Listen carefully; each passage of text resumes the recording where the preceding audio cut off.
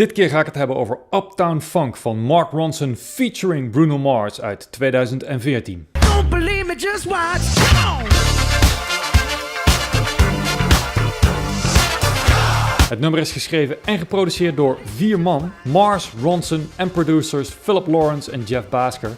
En het is het tot nu toe succesvolste nummer van de Tenties?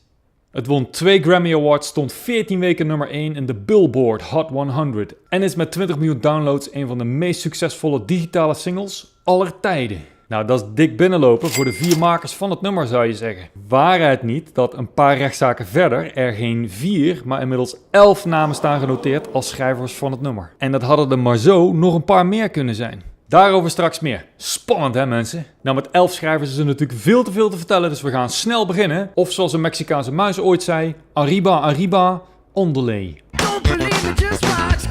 Uptown Funk dus, een rete lekker funky nummer van Mark Ronson featuring Bruno Mars. Featuring, ondanks dat Bruno Mars het hele nummer zingt. Nou, Bruno Mars ken je wel, maar weet je eigenlijk wel hoe Mark Ronson eruit ziet? Nou, dit is hem dan. Wat een knapperd hè? Nou, Ronson en Mars schreven en produceerden het nummer dus met 2 andere producers, Philip Lawrence en Jeff Bhasker. En we gaan er even snel doorheen. Allereerst Mark Ronson. Je wist misschien niet hoe hij eruit zag, maar het nummer waarmee hij als producer doorbrak, dat ken jij zeker wel.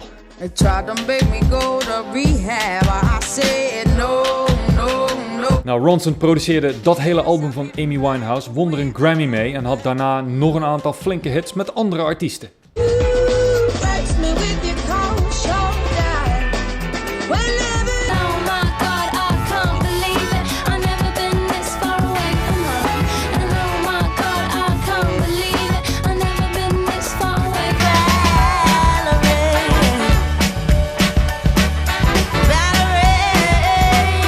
De laatste was dus niet Amy Winehouse, maar Mark Ronson featuring Amy Winehouse. Dan schrijver-producer nummer 2, Peter Hernandez. Wie zei jij? Peter Hernandez, oftewel Bruno Mars. Bruno, omdat zijn vader hem altijd zo noemde. Mars, because his music seemed to come from another planet. Dat zeg ik niet, hè? Dat zegt hij zelf. Ik zeg vooral, jammer dat Pluto geen planeet meer is, want Bruno Pluto zou een topnaam geweest zijn, of niet dan? Hahaha.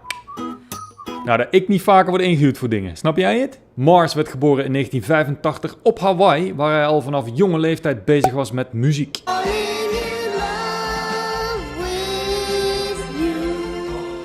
En op zijn 17e zei hij, fuck dit eiland, ik ga naar Los Angeles en ik word daar professioneel muzikant. Ja, mooi niet dus. Hij kwam niet aan de bak, hij probeerde het nog een tijdje als DJ. Dat mislukte ook en toen focuste hij zich op het schrijven van nummers. En uiteindelijk richtte hij samen met Avril Lavigne en Philip Lawrence het producersteam The Smeezingtons op. En in 2009 braken zij door met de productie van dit nummer.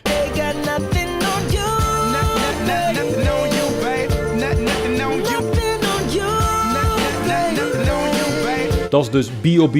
featuring Bruno Mars. Afijn, dat succes maakte de weg vrij voor Bruno Mars als solo-artiest. Ook allemaal geproduceerd door The Smeezingtons.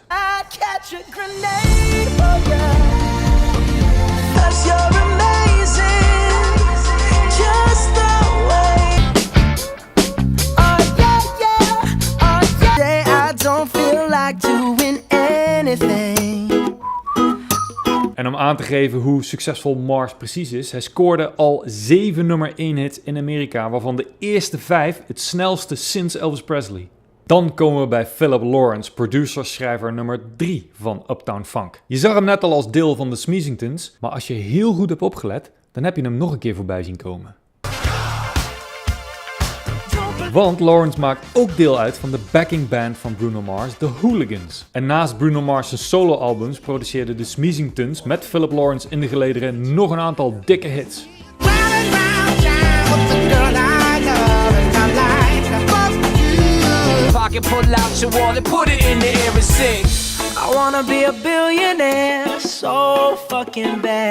En als laatste komen we bij schrijver-producer nummer 4, Jeff Bhasker. Dit is hem. Je vraagt je waarschijnlijk 2 dingen af. 1. Waarom gaat Jeff niet naar de kapper? En 2. Waar moet ik deze gast van kennen? Ik heb antwoord op vraag 2.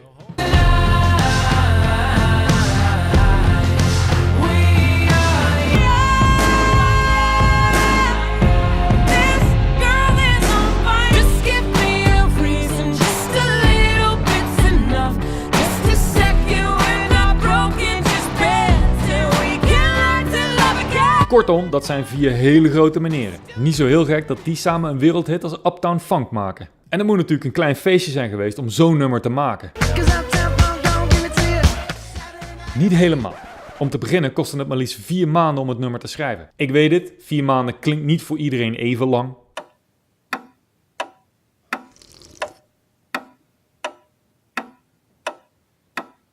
Maar voor het schrijven van 1 nummer is het lang. Het basisriffje, met wat tekst, dat hadden ze al snel. Maar daarna waren ze weken aan het bakkeleien met het vinden van een refrein. Tot een van hen zei, wacht! Misschien heeft dit nummer wel helemaal geen refrein nodig. Want dat is een gek dingetje aan dit nummer. Het heeft eigenlijk geen refrein. Het heeft coupletten en een bridge. En daarna hebben ze een dansje.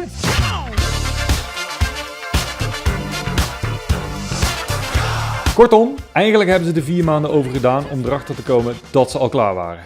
En het werd dus een gigantische hit. Op zijn piek zou hij $100.000 per week verdiend hebben, puur aan streaming op Spotify alleen. Cashen natuurlijk voor Ronson, Mars, Lawrence en Basker.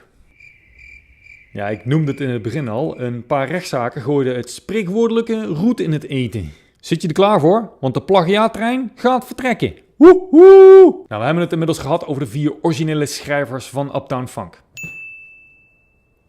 Nou, daar werden al snel 2 namen aan toegevoegd, namelijk rapper Trinidad James en zijn producer Devin Gillespie. Die begonnen namelijk een rechtszaak vanwege dit nummer.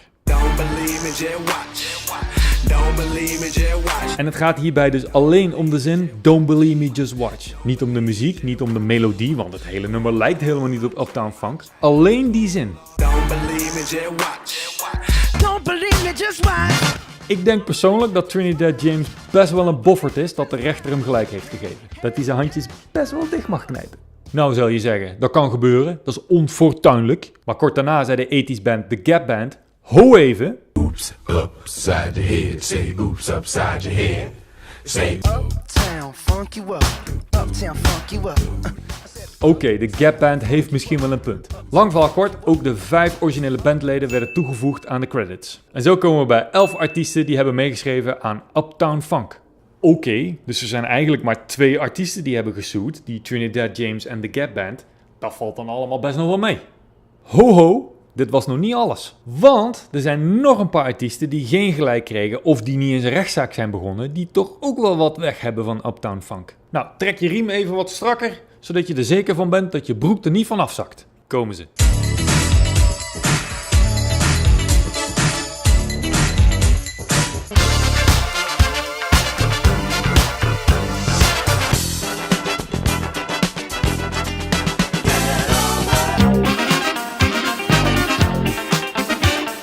Saturday night and we in the spot.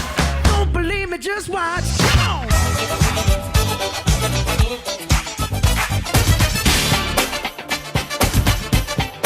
on it.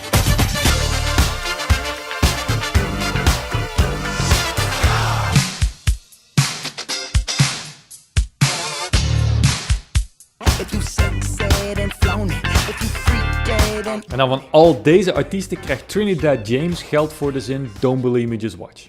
Handjes dichtknijpen! Nou, jij denkt misschien, zo, wat een felle jatmozen zijn dat, zeg. Die Bruno en Mark en Philip en Jeff, zo, die moeten dood, zeg, zo.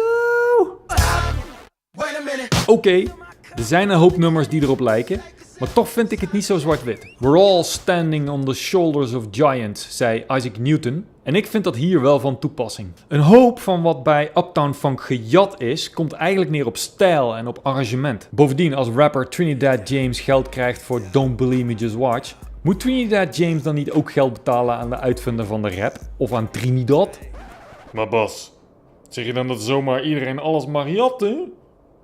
Nee, dat ook weer niet natuurlijk. Er valt best wat voor te zeggen dat de Gap Band wat geld krijgt voor Uptown Funk. Wat geld. Ik vraag me namelijk af of Ronson, Mars, Lawrence en Basker het nummer nog wel gemaakt zouden hebben als ze geweten dat ze alleen al voor die ene zin geld moesten lappen. En er zijn voorbeelden waarbij artiesten alle inkomsten hebben moeten inleveren omdat ze een stukje van een ander nummer hadden gejat. En dat is het punt wat mij betreft. Streng copyright is slecht voor creativiteit. Als iedereen zijn stukje helemaal dichttimmert, dan kunnen er bijna geen nieuwe dingen meer ontstaan. En zijn de belangrijke mensen slechts featuring. Straight masterpieces. Nou, Dat is weer aardig uit de hand gelopen. Vind je plagiaat een interessant onderwerp, net als ik? Kijk dan de aanstaande Extravaganza Extra, daar ga ik er wat meer op in. Dan hoor je onder andere dat de Gap Band ook niet helemaal vrij uitgaat. Nou, vond je dit filmpje leuk? Klik op subscribe en deel het met je vrienden. Niet te veel jatten en tot de volgende keer.